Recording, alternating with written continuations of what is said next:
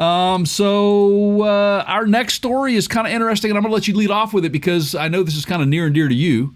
All right. You've been really kind of all over Toyota on a number of levels. All right. But this particular story, keep your pants on, people. Trust me.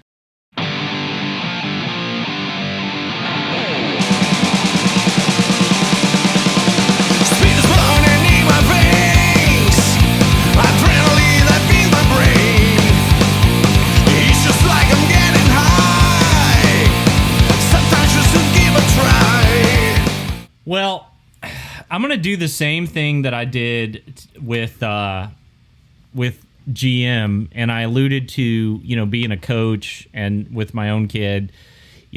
Sometimes we're hardest on the ones we love, and I've got a fair amount of scrutiny for Toyota, but it's because I'm such a huge fan. And so all of you haters out there that are gonna, we welcome your letters, but if you're gonna give me a hard time for busting Toyota's chops, just know not only we are a multi Toyota vehicle family, a longtime fan, have over my lifetime owned lots of Toyotas. Jay's owned Toyotas.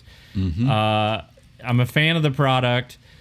Sometimes this is a part of keeping them honest and holding them accountable, and maybe calling out their missteps so we can perhaps right those. So, all right, we got this from The Drive, thedrive.com. They are a sister, they are a peer of ours in the automotive media industry.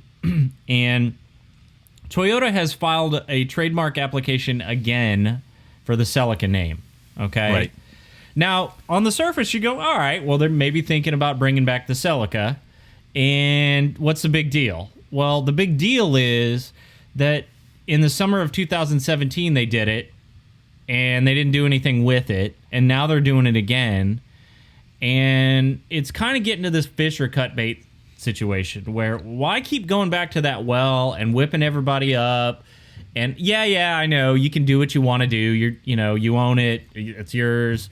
But it's like they have these plans that they never follow through on. And the bigger picture to me, Jay, is that leads me down the road of that they don't have a clear vision.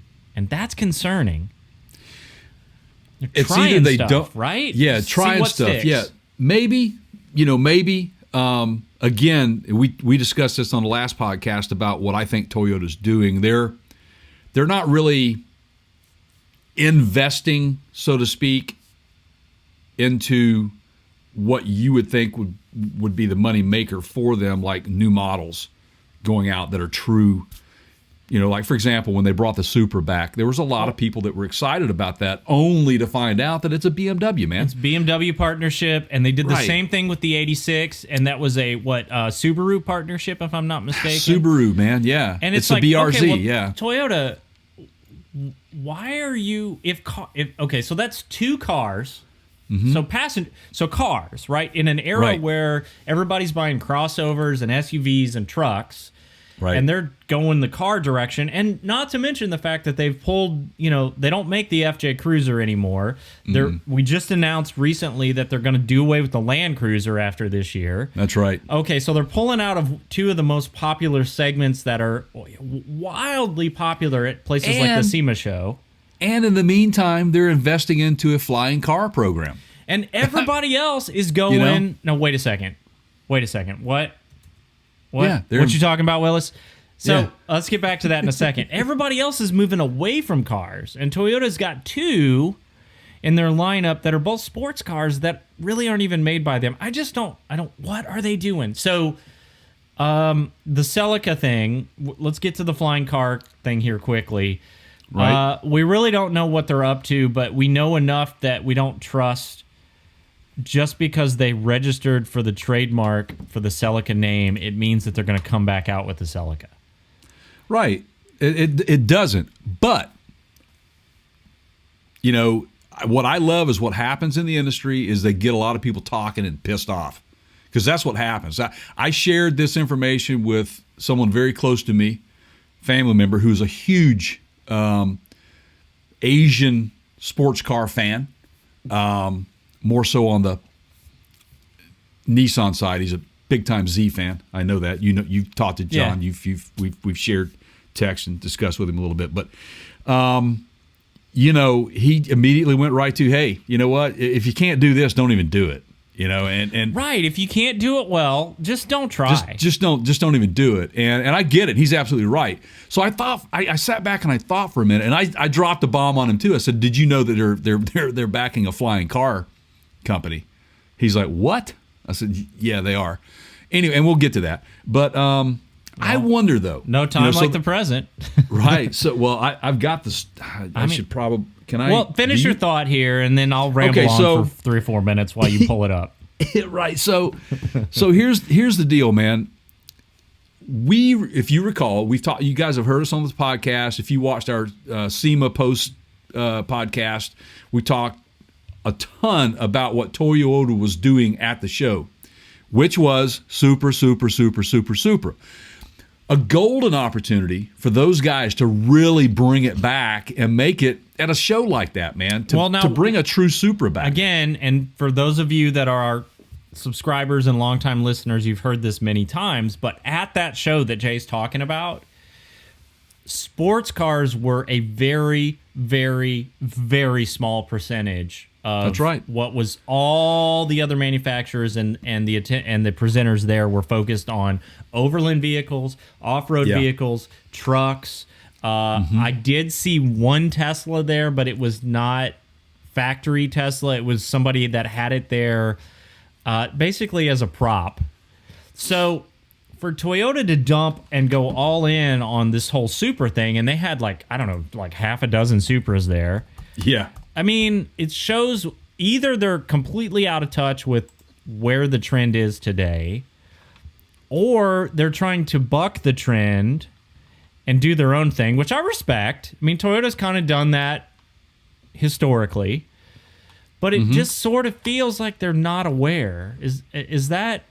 I mean, yeah, it's it's I don't know where they're putting all their eggs. It's the combined efforts of going all in on the Supra at the SEMA show and also removing things like the FJ Cruiser and the Landcruiser from their lineup in the United States that makes me say this. Right. I mean, yeah. What the hell? If we could just please have you keep the Landcruiser, bring the FJ back, throw in a Celica that's really a Celica, throw in a Supra that's really a Supra, and keep doing what you're doing with the Tacoma and the Tundra, I'd be happy. Now, I'm gonna let's case in point here, okay? If what's their name this week? Stellantis, yeah. Well, for now, yes. If Stellantis can bring back, although technically they were a different name when they did this, both the Challenger and the Charger, and see success with those, right, as passenger cars in a time when passenger cars are going the way of the dodo, okay, right. Why can't Toyota do it on a Celica? Right. Absolutely. Right. I agree. All right. Yeah. You're absolutely right. So let's well, maybe they will. Maybe the Celica is going to be part of the flying car program. I don't know. You know? Yeah. Because where did I read this? What does Celica mean? Okay. So the word Celica, for those of you who are interested, it stands for heavenly. Okay. So maybe the Toyota Celica, that's where this filing with the PTO, this trade name, and just to hold on to that so they can throw it up on the side of that aircraft. All right. So I saw your smoke signal. You covertly held your phone up there for me to look at my phone, which meant check my.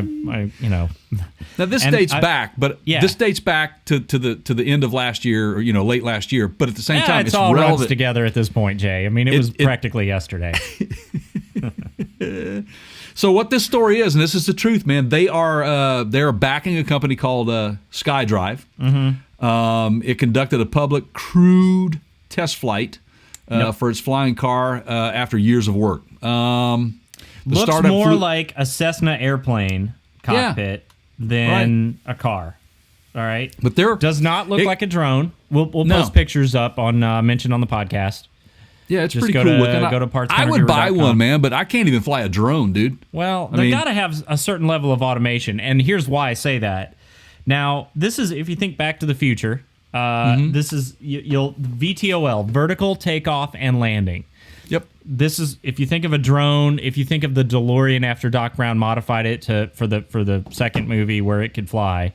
It hovers, it takes off vertically, it takes off straight up, and then lands the same way, like the Harrier jet did, okay? Or right. like drones or helicopters, vertical takeoff. I love and those landing. things. When I was in the Air Force, Keith, I was over in Europe. The British fly those things.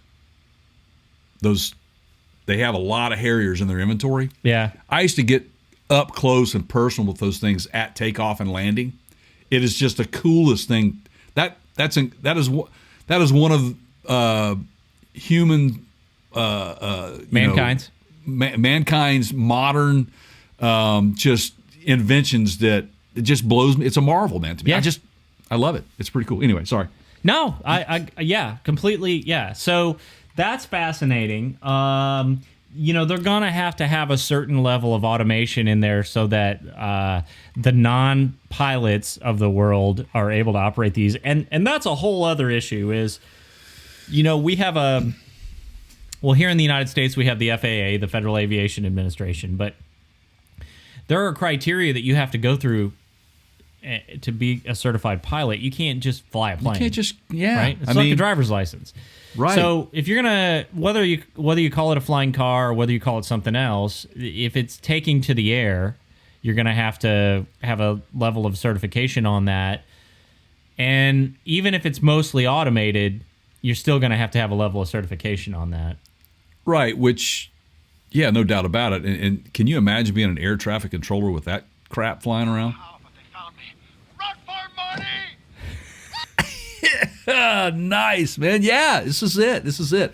So hey guys, so we've talked a lot about electrification, what Toyota's doing, and I'm gonna kind of lead into that from this Toyota story, which is we know that they've been working on working with Hino, the Hino Toyota, the fuel cell stuff. Okay, so and I had this conversation about the electrification of the automotive industry.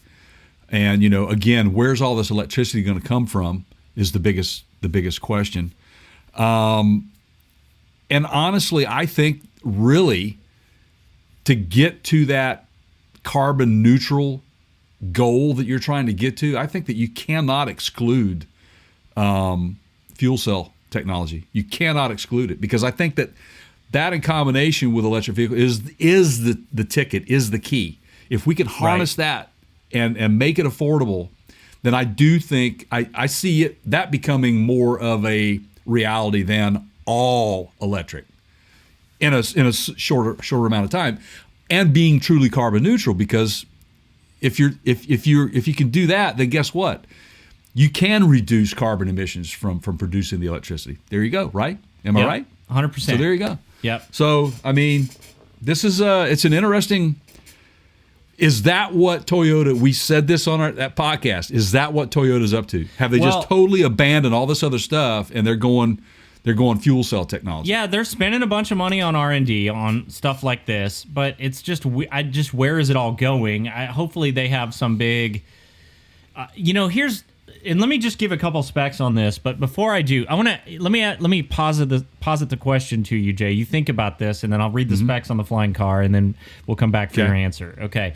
If you had to choose from the Toyota of, let's say yesterday, I don't want to say today because they've announced the end of the Landcruiser. So the Toyota that we know and love, meaning a Toyota that makes off-road and overland vehicles. Right. Or the Toyota of tomorrow, where you get your flying car, but you can't have both, right? Right. So you can have flying cars and maybe a Celica, or you can have off-roading. Which would you choose? Don't answer. Don't answer. Don't. Okay. So this is the details on the car, and then we'll get back to Jay's answer. Toyota-backed SkyDrive is what they're calling it. Conducted a public, and it was a manned flight, as my screen literally just went dead on me. And then I got it. And then it's a startup type company right? Mm-hmm. They Yes, flew it the is. vehicle around a Toyota test field in the city of Toyota, of course, right? Right.